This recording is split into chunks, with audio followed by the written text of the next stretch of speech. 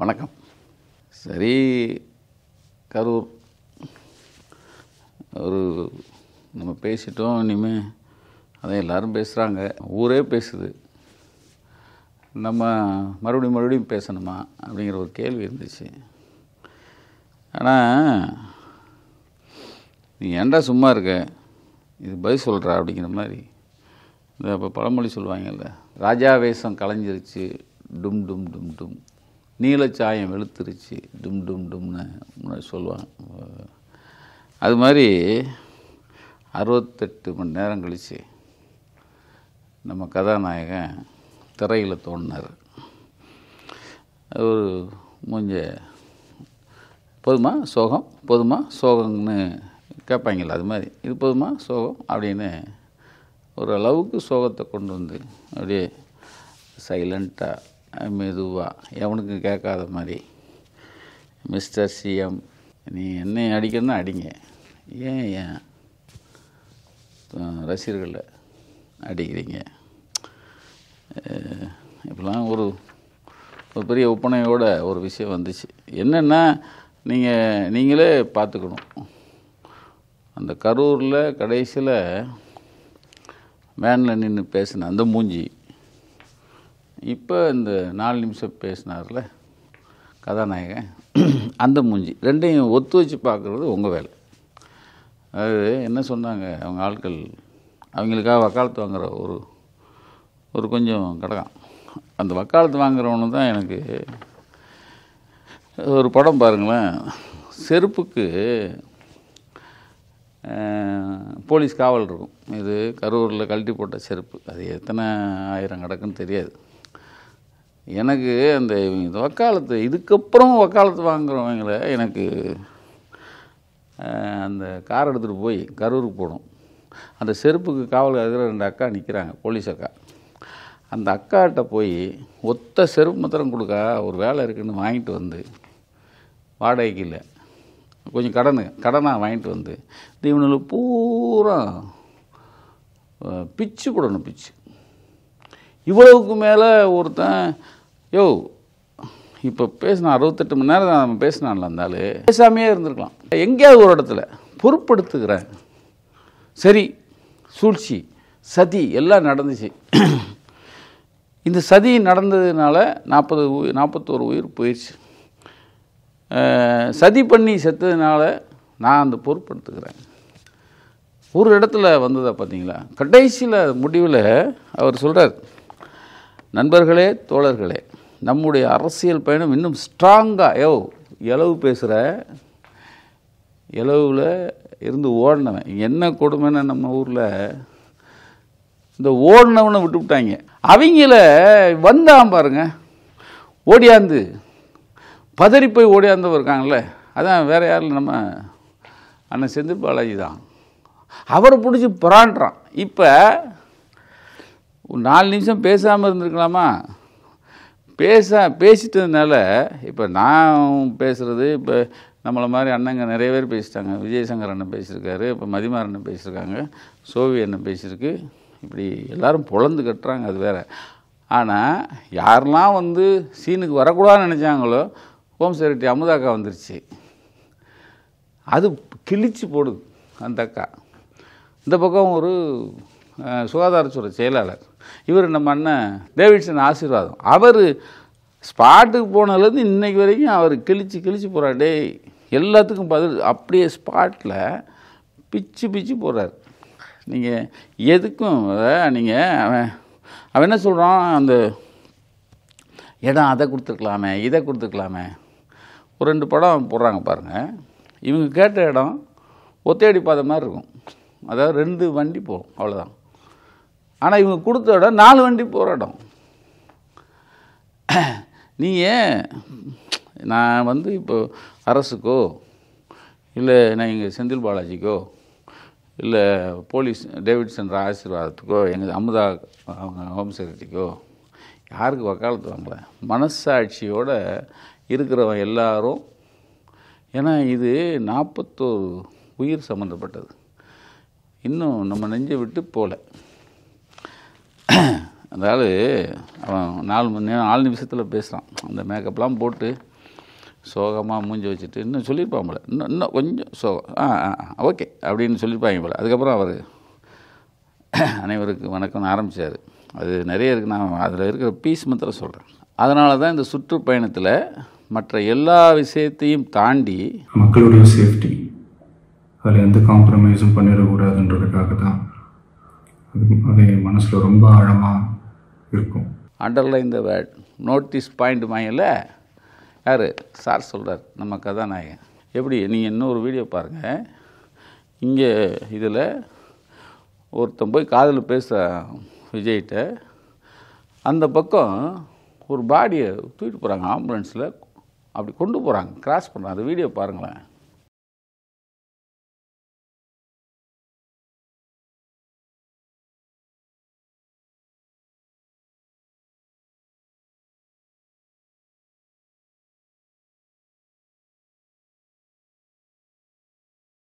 Sir இதுதான் இது, இங்கே நின்றுட்டுருக்கான், அங்கே போகுது பார்க்க, என்னடா ஆச்சு அப்படின்னு கத்த மாட்டோம், என்னடா ஆச்சே அப்படின்னு கத்த மாட்டோமா?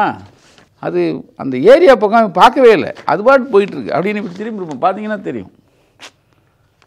அந்த வீடியோ பாருங்களேன். இவர் விஷயத்தை தாண்டி மக்களுடைய சேஃப்டியில் எந்த காம்ப்ரமைஸும் பண்ணக்கூடாதுங்கிற எண்ணம். அடுத்து 2 லைன் கிடச்சி அது வரேன், இதுக்கு தான் வரேன். என் மனசில் ரொம்ப ஆழமாக இருக்கும். அதனால தான் இந்த அரசியல் காரணங்கள் எல்லாத்தையும் தவிர்த்துட்டு ஒதுக்கி வச்சுட்டு மக்களுடைய சேஃப்டி மட்டும் மனசில் வச்சுக்கிட்டு, அதாவது மக்களுடைய சேஃப்டியை மட்டும் மனசில் வச்சுக்கிட்டு, போன வாட்டி நான் பேசினேன் அந்த வீடியோவில், ஒரு இந்த இவர் கேரவன் பஸ் இருக்குல்ல, கேரவன் பஸ் தானே, அதுக்குள்ளே அதை விட கேரவனோட இத்தியாதிகள் இருக்கிற மாதிரி பஸ்ஸு, அந்த மஞ்சள் கலரில் பூசி வருமே, அந்த பஸ்ஸு சைடில் நம்ம ஆளுங்க, அதான் அந்த என்ன சொன்னாலும் கேட்காத கொஞ்சம் தம்பிமார்கள் இருக்காங்களே, அதாவது வெளுத்ததெல்லாம் பால் நலையிற அந்த தம்பிமார்கள் 2 வீலரில் வர்றது, அந்த காரு சக்கரத்தில் மாட்டுறது, 4 பேர் விழுகிறது, பின்னாடி இருக்கிற காரு அதோட கட்டாகும். அந்த நம்ம அந்த சீனை மறுபடியும் பாருங்கள். நான் போன முறை போட்டேன், பதைக்கிற அந்த சீன். இந்த சீனில் விழுந்துட்டாங்க. சார் சொல்கிறாரு, அந்த சேஃப்டியை எந்த இடத்துலையும் காம்ப்ரமைஸ் பண்ணல. டேய், நாங்களும் அந்த அந்த அந்த இதில் பாருங்கள், ஒரு கரையோரம் தெரியுது, அது ஆற்றோரமாக இருக்குதுன்னு கண்டுபிடிச்சிட்டோம். ஆனால் எந்த ஆற்றோரங்கிறத இப்போ நாமக்கல்லேருந்து கரூர் வர வழிக்கும் ஆனதுன்னு கன்ஃபார்மு. ஆனால் எந்த கொஞ்சம் கூட அடையாளம் இல்லை. அப்படி துப்புரவுப்படுத்திட்டாங்க. சுற்றிப்பட்டியெல்லாம் என் தம்பி மகேஷ், இந்த பக்கம் யார் நாகேந்திரன், அந்த பக்கம் பார்த்திங்கன்னா இளையராஜா சார் ரவுண்டு கட்டி அந்த அந்த அடிபட்டவன் இருக்காங்களா இல்லையா, எத்தனை பேர் அடிபட்டான், செத்தானா இல்லையா, என்னாச்சு? ஏன்னா அந்த சீனில் பார்த்தீங்கன்னா பஸ்ஸு நிற்கலை, பின்னாடி வந்த காரும் வந்துட்டுருக்கு. என்ன ஆனாங்கன்னு இன்றைக்கு வரைக்கும் கண்டுபிடிக்கல சார். போலீஸையும் வச்சு நாங்கள் கேட்டோம். என் தம்பி மகேஷ் திருச்சி நாமக்கல் எல்லாத்தையும் அந்த வேலையை துரிதமாக பார்ப்பா, அவங்க என்ன ஆனாங்க இருக்கா, எல்லாம் அக்கௌண்ட்டில் வரல சார். 41 தானே அக்கௌண்ட்டில் வரல. இவங்க என்ன ஆனாங்கன்னு இன்னும் தெரியல. எப்படி சார்? அது எங்களுக்கே வைக்கும். நாம் புலனாய்வில் புலின்னு சொல்லிட்டுறோம். நான் இந்த புலினாலையும் கண்டுபிடிக்கும்ல, போலீஸ் புலினாலையும் இன்னும் கண்டுபிடிக்கும், தேடிட்டுருக்காங்க. இந்த இவர் சொல்கிறார், நம்மால் மேக்கப்போட எந்த காம்ப்ரமைஸும் பண்ணிடக்கூடாதுங்கிறதுல மக்கள் சேஃப்டி மாத்திரம். ஐயோ, நல்லா தான் வாயில் வருது. அதாவது கொஞ்சம் வெளுத்ததெல்லாம் பால்னு தர நம்ம பையங்க இருக்காங்கல்ல, பையங்க பொண்ணுங்க, அதில் நானும் மனுஷன் தானே. அவர் அடுத்த பாரா சொல்கிறார். அடுத்த இந்த நேரத்தில் அத்தனை பேரும் பாதிக்கப்பட்டு எப்படி என்னால் ஊரை விட்டுட்டு கிளம்பி வர முடியும்? நான் திரும்ப அங்கே கிளம்பி வர முடியும், போயாச்சு. எப்படி இவ்வளவு கல் நெஞ்சம் ஒருத்தன் இவ்வளோ பெரிய அதாவது அரக்க குணம் இருக்கிற ஒருத்தன் இவ்வளவு நடந்திருக்கு, கண்ணு முன்னாடி போகுது, ஒருத்தன் காதலையும் சொல்கிறான், ஒரு பொண்ணு பேரை சொல்லி காணவில்லை, அதில் ஒருத்தர் சொல்கிறார்ல என் பிள்ளை அங்கே செத்து போச்சு, அவர் ஒரு சொல்லுவார், அந்த பிள்ளை அவர் சொன்னார் மைக்கில், அந்த பிள்ளை என் பிள்ளை தாங்க செத்தே போச்சுங்க அப்படின்னு இப்போ சொல்கிறார். காணவில்லை, அது பார்த்து கொடுங்க தொலை, அது என்ன தம்பியலா அப்படின்னு ஏதோ சொல்லுவார், அப்படின்னு போயிட்டார். அது அடுத்த வேலை. அஷ்மிகா 9 வயசுல ஒரு பொண்ணு காணுமா, தம்பிகளா கொஞ்சம் தேடி கண்டுபிடிச்சு கொடுத்துருங்க. எப்படி கிளம்பி வர முடியும்? ஊரை விட்டு போயாச்சு.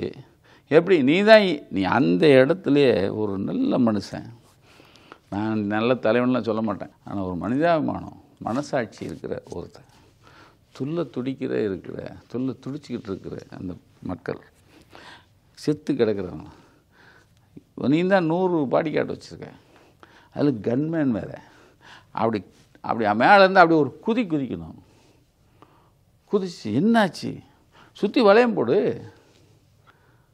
அன்னைக்கோடு இந்த பிரச்சனை 41 செத்ததுலாம் இன்றைக்கி பிரச்சனையாக இருக்காது. ஓடிட்டு நான் திரும்பி வரத்தான் ஆசை, ஆனால் இது மாதிரி பிரச்சனை ஆயிருமா? எந்த வெங்காயம் சொன்னான்? ஏன்னா எவ்வளோ பெரிய தலைவன்லாம் இப்படி பிரச்சனை ஆகும்போது அவர் ஸ்பாட்டுக்குள்ளே, நீ ராகுல் காந்தி வாக்கியம் பார்த்துருக்கியா? இதை விட கூட்டத்தோடு போனான் இருந்தாலும் சத்தமே தெரியாது. நீ நாங்கள் உங்கள் ஊர் பனையூராக ஏதோ 3-4 வீடு இருக்க, எந்த வீட்டிலேருந்து நீ கிளம்புறியோ கிளம்புன வெளியேருந்து, நல்ல வேளை உள்ளே அந்த பாத்ரூம் மாத்திரம் காமிக்கலை, மற்ற எல்லாத்தையும் காமிச்சிருவாங்க. அப்படியே அங்கேருந்து சார் வராரு போகிறாருன்னு மொத்த வியாபாரம் ஃபுல் வியாபாரம் தான். அவர் மக்கள் சேஃப்டி. அடுத்து இன்னொரு பாயிண்ட் சொல்கிறார் முக்கியமாக, 5 மாவட்டத்து பிரச்சாரத்துக்கு போகிறோம், அங்கெல்லாம் எதுவும் நடக்கலை, அங்கே நிறைய நடந்திருக்கு, எவனும் பெருசுப்படுத்தலை. அதான் விஷயம். விக்கிரவாண்டியில் சேர்த்துருக்கான், மதுரை மாநாட்டில் சேர்த்துருக்கான், டாக்டரு ஒரு டீம்லாம் வச்சுருந்தாங்க.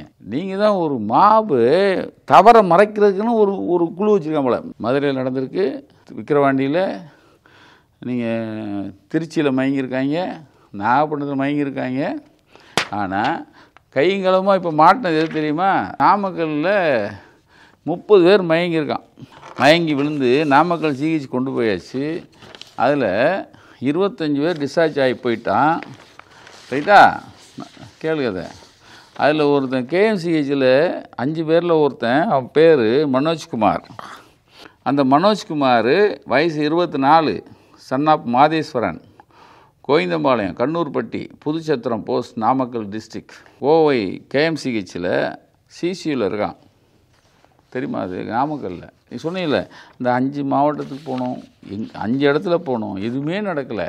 இங்கே தான். ஏன்னா அவர் செந்தில் பாலாஜியை குறி வைக்கிறாராம். செந்தில் பாலாஜி தான் திட்டமிட்டு பண்ணாருங்கிறத. ஒருத்தன் சீரியஸாக இருக்கான். அடிபட்டதில் அந்த 5 பேர், 30 பேரில் 25 போயாச்சு. 5 பேரில் பார்த்தீங்கன்னா 2 பொம்பளை பிள்ளைய, 3 ஆம்பளை பையன். அதில் ஒரு பையன் பேர், இன்னொரு பையன் சந்தோஷ், வயசு 24, அப்பா பேர் அங்கமுத்து, ஈரோடு சுதா ஆஸ்பத்திரியில் இருக்கான். அடுத்து ஏமல், அப்பா பேர் முருகேசன், வயசு 20, அது நாமக்கல் சிஹெச் அட்மிட், நாமக்கல் ஜிஹெச்சில் இன்னும் இருக்காங்க அந்த அம்மா, அந்த பொண்ணு. அடுத்து ஆறுமுகம், வயசு 56, அவங்க நாமக்கல் சிஹெச், ஏன்னா அவர் 56, சன் ஆஃப் வேலாயுதம். அடுத்து சந்தியா, வயசு 23 தான், அவங்க அப்பா பேர் ராதாகிருஷ்ணன், அவங்க நாமக்கல் சிஹெச்சில் இருக்காங்க. இது சொன்னீங்கள, அதாவது 5 இடத்துலையும் நடக்கலை, இங்கே தான். இதை விட வேறு என்ன ஆதாரம் வேணும்? மதுரையில் மயக்கம் போட்டு விழுந்திருக்கான்ல, அதில் பிரபாகரன் ஒருத்தர் செத்துவிட்டான். எனக்கு இப்போ என்ன, ஏன் நான் பேச வந்தேங்கிறதுக்கு, உசுராகவே நினைக்காம ஒரு கும்பல், நீங்கள் நான் எதிர்காலத்தில் அமைச்சராக போகிறேன், முதல்வராக போகிறேன், நாட்டை பிடிக்க போகிறேன், வெங்காயத்தை பிடிக்க போகிறேன், வளர விட்டால் போச்சு. நீங்கள் நான் கால் பண்ணி சொல்ல பேசலை. ஆனால் எதிர்காலத்தில் நாளைக்கு சொல்லுவான், என் பேரன் சொல்லுவான், பார்த்துட்டு இருக்கிறவங்க பேரன் பிள்ளைகள் சொல்லுவோம், நீங்கள் தானே இப்படி ஒரு ஆளை வளர்த்தீங்க அப்படின்னு அவன் செருப்பால் அடிப்பான். அதுவும் நான் இப்போ சொன்ன பாருங்கள், கிடக்கில் அந்த 1000 செருப்பு, அதில் ஒவ்வொருத்தன் எடுத்து வச்சுக்குவான், இருங்கடா உங்களுக்கு எதிர்காலத்தில் அடிக்கிறேன்ட்டு. எப்படா வளர விட்ட இவங்கள? வளர விட்டுருக்கூடாது சார். ஏன்னா ஒருத்தன் செத்து போயிட்டான், மதுரையில் செத்தவன் இன்னும் தெரியாது, நாமக்கல்ல இன்னும் ஒரு அம்மா ஒருத்தன் சிசியில் இருக்கான்.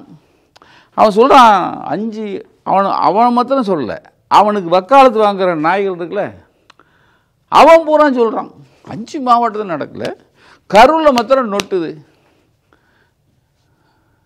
செந்தில் பாலாஜியா ஏடா, இப்போ ஒரு தெருவில் ஒரு சாவு நடக்குன்னு வச்சுக்கோ.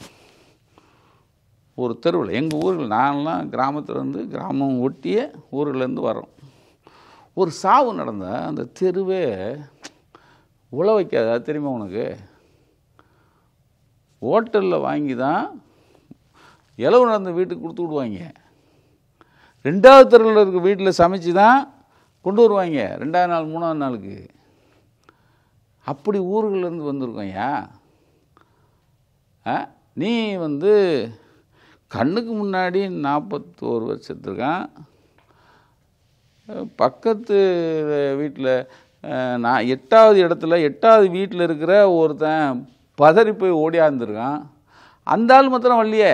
விஜயபாஸ்கரன் ஏடிமிக்காரரு, ஏடிமிக்கு முன்னாள் மந்திரி, அவர் பதறிட்டு வந்திருக்காரு. ஏன் செந்தில் பாலாஜி மாத்திரம் விஜயபாஸ்கர் காணர் பண்ணுங்க சொல்ல வரல. மனசாட்சி இருக்கிற எல்லாரும் ஸ்பாட்டுக்கு வந்துட்டான். அனைத்து கட்சியும் வந்திருக்கு. திமுக மாத்திரம் நான் சொல்ல வரல. எல்லாரும் எக்ஸப்ட் இந்த டீ விற்கிறவன். எனக்கு சீமான் சொன்னதில் ரொம்ப பிடிச்சது அதுதான். இந்த டீ விற்கிறவன் மாத்திரம் இல்லை. அவர் சொல்கிறார், சார் யார் உங்கள் அந்த கதாநாயகன் ஒரு இடத்துல சொல்கிறாரு, அதாவது நான் வீட்டில் தான் இருக்கேன், என்னைய பிடிங்க.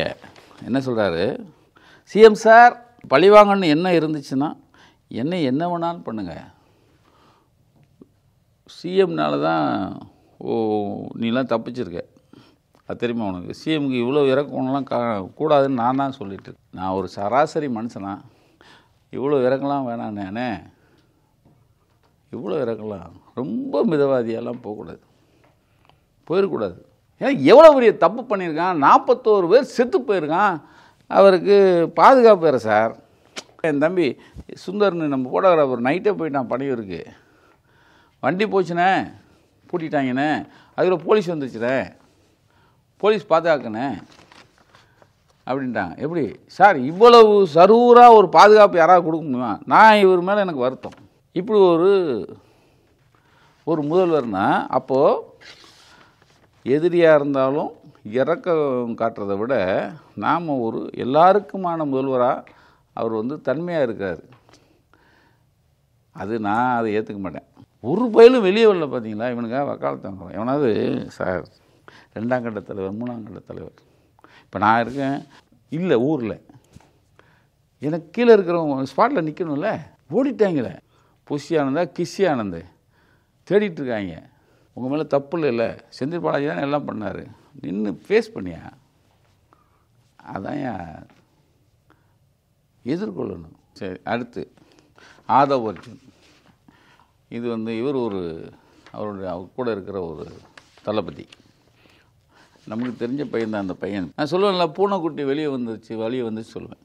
அது ஒன்று விஜய்க்கு பின்னாடி இருக்கிற ஒரு பயங்கரம். விஜய் சாதாரண இல்லைங்க. அவன் இத்தனை கொலைகளையும் பார்த்து ஒருத்தன் மேக்கப்போட அழுகிற மாதிரி நடித்து பேசுகிறான் பாருங்க சார். ஒரு அமைச்சர் அழுகிறான்னா அது ஒரு பெருசு, ஒரு அன்புமணின்னு ஒருத்தர், அவர் அதுக்கு என்னமோ அவார்டு, அந்த ஆள் அழுது பாருங்களேன் நீங்கள். அதுக்கு கொடுக்கலாமா? இது நான் அதுக்குள்ளே போகல இவங்களுக்குள்ளே. ஆனால் மனசாட்சி இருக்க எல்லாரும் அழுவான். ஏன் அவர் அழுதாரு? நம்ம ஆள் மகேஷ், அன்பில் மகேஷ். பள்ளிக்கூடத்துக்கு போகிற பிள்ளைய 10 பிள்ளை செத்து போச்சு. பள்ளிக்கூடத்துக்கெல்லாம் அவர் அமைச்சர். பிள்ளைகளெல்லாம் அரவணைச்சு போகிறோம். முதல்வர்லேருந்து அவங்க கூட இருக்கிறவங்க எல்லாருமே அரவணைச்சு போகிற ஆட்கள்.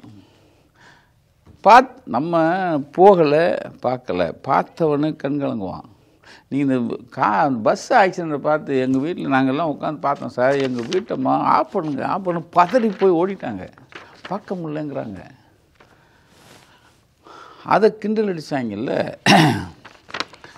ஒருத்தன் சுட்டு போகிறான், சாலையில் நடந்து சென்றாலே தடியடி. எந்த சாலையில் எவன் தடியடி அடித்தான்? ஒரு மனுஷன் சம்பவம் நடந்து கேள்விப்பட்டதில் இன்னைக்கு வரையும் தூங்காமத்துறாய ஒரு சிஎம்.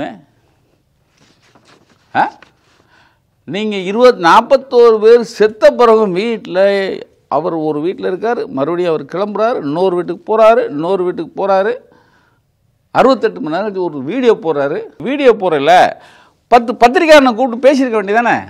தைரியம் கிடையாது, தில்லு கிடையாது, அதாவது ஈரம் கிடையாது, மனசாட்சி கிடையாது, எந்த இலவும் கிடையாது. அதை பேச வேண்டியதானே? சரி, அதுக்குள்ளே இப்போ நான் தான் முதல்ல போயிட்டேன், அதுக்குள்ளே மறுபடியும் திரும்பி போகக்கூடாது. சமூக வலைத்தளங்கள் கருத்து பதிவிட்டாலே கைது. நீ திறந்து பார், 1000 பேர் போடுறான், எல்லாரையுமே அரெஸ்ட் பண்ணுறாங்க. மக்கள் ஒரு அமைதியாக வாழ்ந்துட்டுருக்காங்க.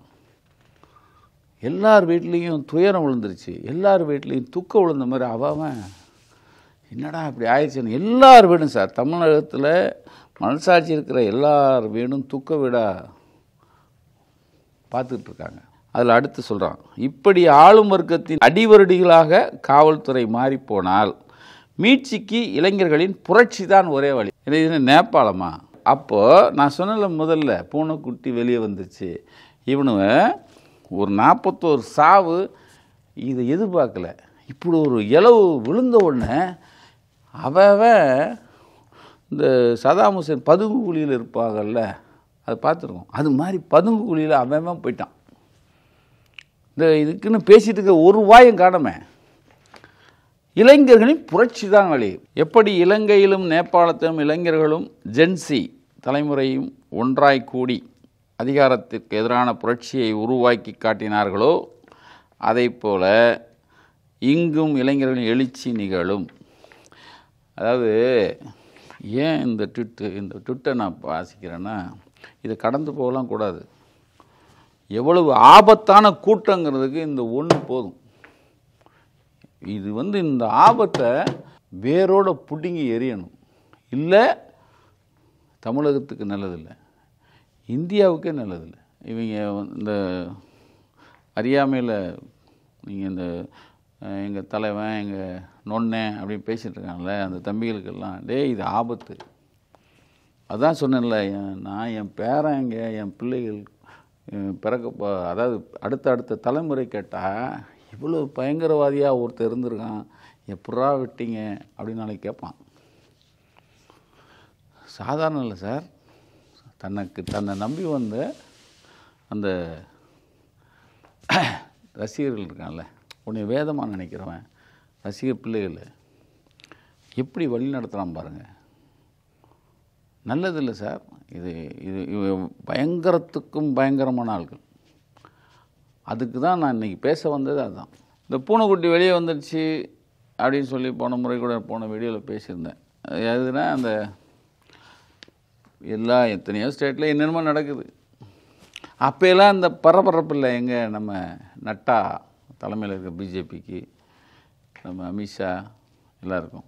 அந்த ஹேமா மாலினி யாருந்தா அந்த அம்மா என்ன சொல்லிச்சு, கும்பமேளாவில் சாவு நடந்துச்சுல, அதை இது ஒரு பெரிய சம்பவமே இல்லை அப்படின்னு சொன்னவங்க ரொம்ப அன்பா அவங்க தலைமையில் தான் வந்திருக்காங்க. 10 பேர் குமிறான் டக்குன்னு ஸ்பாட்டில். அதுக்கு முன்னாடி ஒரு அக்கா வந்துச்சு, ஃபைனான்ஸ் அக்கா, அது போயிடுச்சு. மறுபடியும் 10 பேர் வரான், தசு புசுன்னு எதோ பேசுனா அதுக்கு டிரான்ஸ்லேட்டரு நம்ம ஆள் ஒருத்தன் வந்தான், ஆடு நைனாருக்கு கூட இருக்கார். நாங்கள் ஒரு விஷயத்தை போனதில் சொன்னோம் பாருங்கள், ஹியூமன் செயின் போட்டிருந்தாங்க, மனித சங்கிலி போட்டு இந்த மக்களை ஓடிராமல் பாதுகாத்தாங்கன்னு சொன்னல. ஓடிறான்னா அவன் வர்ற வரைக்கும் இந்த கூட்டம் பிட்டுங்கி நிற்கணும், அப்போ தான் தலைவன் சந்தோஷப்படுவான்ட்டு ஒரு ஏற்பாடு பண்ணியிருந்தாங்க சார். அந்த இது நான் போன வாட்டி சொன்னேன், ஹியூமன் செயின் போட்டிருந்தாங்க அப்படின்னு. அது கூட என்கிட்ட கேட்டாங்க, ஏன்னா ஹியூமன் செயின் எப்படின்னு. அதுக்கு ஒரு அம்மா சொல்லுது, டிச்சில இருந்து காப்பாத்துற மாதிரியே தெரியல. எல்லாருமே கை கோத்து கொண்டு போய் பின்னாடி தான் தள்ளுறாங்க. முன்னாடி மூவிங்ல யாருமே விடல. அதாவது கூட்டம் வந்துருச்சு, மாப்பு வந்துருச்சு, நாங்கள் கத்துறோம், டிச் இருக்குன்னு கத்துறோம். இங்கே பையன், என் பொண்ணு இங்கே பக்கத்தில் இருக்குது, அவங்க யாரும் விழுந்துடக்கூடாதுன்னு காப்பாற்றுற மாதிரி யாரும் இல்லை, எவனும் கண்டுக்கல. புரியுதா உங்களுக்கு? கண்டுக்கல. எல்லாருமே கைகோத்து பாருங்கள், இதான் முக்கியம். அந்த அம்மா சொல்லுது, எல்லாருமே கைகோத்து கொண்டு போய் பின்னாடியே எங்களை தள்ளுறாங்க. நான் சொன்னேன்ல, ஹியூமன் செயின் போட்டாங்க. இவங்க விஜய்ங்கிற ஒருத்தனுக்கு கூட்டத்தை காமிச்சு நம்ம அவன்கிட்ட பேர் எடுக்கணும். இன்னொன்று, அந்த கூட்டத்தை காமிச்சு விஜய் எங்கேயோ ஒரு இடத்துல பேர் எடுக்கணும். இல்லை மற்ற கட்சி ஆட்களை விட என் கூட்டம் ஜாஸ்தியானு இவன் மார்த்தட்டணும். இதுக்கெல்லாம் போட்ட வலைதான். அதில் இவனுங்களே விழுந்துட்டான். அடுத்தது இன்னும் ஒரு இடத்துல ஒரு எம்பி கேட்குறாங்க, ஒரு அம்மா, அந்த வந்தவங்களில் ஒருத்தாங்க, is there any failure on the part of the local administration அப்படின்னு ஆங்கிலத்தில் சொல்கிறாரு. இதை மொழிபெயர்த்தவர் நம்ம ஆடு மலை என்ன சொல்லுது, என்ன, he says local administration has failed. He is saying the local administration failed. மாவட்ட செயலர் விஜய் மாவட்ட செயலர் சேரிப்படலை பார்த்தீங்களா? அதான் நான் சொன்னேன், பூனைக்குட்டி வெளியே வந்துருச்சுன்னு. ஒரு பிஜேபி விஜய்ங்கிற ஒரு யார் வருத்தப்பட்டுக்காங்க. இத்தனை கொலைகளை தாண்டியும் ஒருத்தன் அந்த முகத்தில் எந்த பாவமும் இல்லாமல் ஒருத்தன் வீடியோ பேசியிருக்கான். சார் நான் இப்படி ஒரு கல்நெஞ்சன் நான் பார்த்ததே இல்லை வாழ்க்கையில். சரி, ஒரு நடிகை வேறு நடிச்சிருக்கலாமே. ஒருத்தனை காப்பாற்றுறதுக்கு இந்த பிஜேபி என்ன மெனக்கெடுது சார். பூனைக்குட்டி வெளியே வந்துருச்சுன்னு சொல்லிக்கிட்டே இருப்போம். அதுக்கான ஆதாரத்தை அவங்களே கொடுக்குறான். ஒன்று ஆதவர்ஜினா போட்ட ட்விட்டு, நடிகர் விஜய் பேசின 4 நிமிஷ பேட்டி, அதெல்லாம் இங்கே பார்த்தீங்கன்னா தெரியும். ஹியூமன் செயின் போட்டு தடுத்ததை இவனே சொல்கிறான். வேறு ஒரு அம்மா சொல்லுது. நடந்த ஒருத்தர் சொல்கிறாரு, கட்சிக்காரரு, அதை மாற்றி சொல்கிறான் ஒருத்தன். ஆக பழியை செந்தில் பாலாஜி மேலேயும் நடக்கிற அரசாங்கம் மேலே போடணுங்கிறதுல அது ஒரு ஏற்பாடு. மறுபடியும் சொல்கிறேன், கடைசியில் அவர் சொன்னது, அந்த நடிகர் பேசினது, நண்பர்களே, தோழர்களே, நம்முடைய அரசியல் பயணம் இன்னும் ஸ்ட்ராங்காக, எப்படி இன்னும் 41 பேர் இல்லை, அது இன்னும் 100 பேர் செத்தாலும் பரவாயில்ல, ஸ்ட்ராங்காக இன்னும் தைரியத்தோட கண்டினியூவாக, என்ன தைரியம், வெங்காய தைரியம், ஓடி போய் ஒழிஞ்சிக்கிட்டு தைரியத்தோட போய் என்ன நீ முடிவா விஜய்ங்கிறது ஒரு விஷம் வளர விடக்கூடாது. நன்றி. நக்கீரன் டிவிக்கு சப்ஸ்கிரைப் செய்யுங்கள். உங்கள் ஆதரவே எங்கள் பலம். ஆசிரியர்களுக்கு நண்பனாகவும் மாணவர்களுக்கு ஆசானாகவும் திகழும் தேர்வு வழிகாட்டி. ஒவ்வொரு பாடத்திற்கும் அனுபவமிக்க ஆசிரியர்களின் துல்லியமான தெளிவான விடைகள். CNC இருக்கு, தேர்வு பயம் எதற்கு? இது தீரன் பப்ளிஷிங் ஹவுஸ் விற்பனை வெளியீடு.